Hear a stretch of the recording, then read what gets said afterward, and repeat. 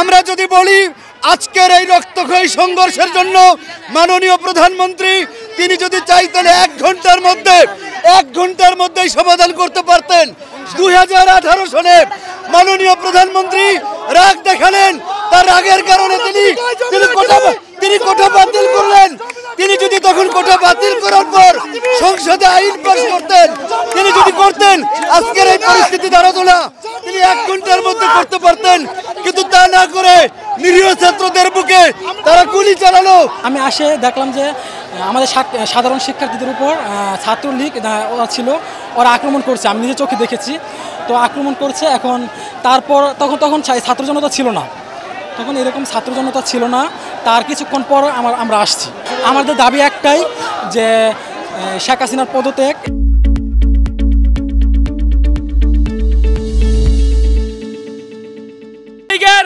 কিছু ক্যাডার কোনায় কোনায় অপেক্ষা করে আমাদের ছাত্রদের উপরে হামলা করেছে। আমরা শান্তিপূর্ণ আন্দোলন করি, আর শান্তিপূর্ণ আন্দোলনে যদি কেউ বাধা সৃষ্টি করে, বাংলার জনগণ, বাংলার যত গার্জিয়ানরা আছে, কেউ চুপ করে বসে থাকবে না।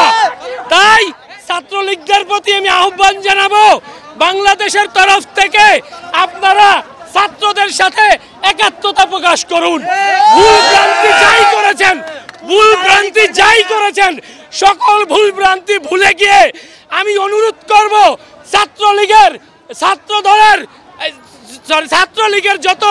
যত সাংগঠনিক লোকজন আছেন সবাই একাত্মতা প্রকাশ করে ছাত্রদের কাতারে এসে দাঁড়ান এবং ছাত্রদের পক্ষে জয়ধ্বনি তুলুন। আমরা কথা দিচ্ছি, বাংলার জনগণ আপনাদের সকল কর্মকাণ্ডকে ক্ষমা করে দিয়ে আমাদের বুকে টেনে নেব।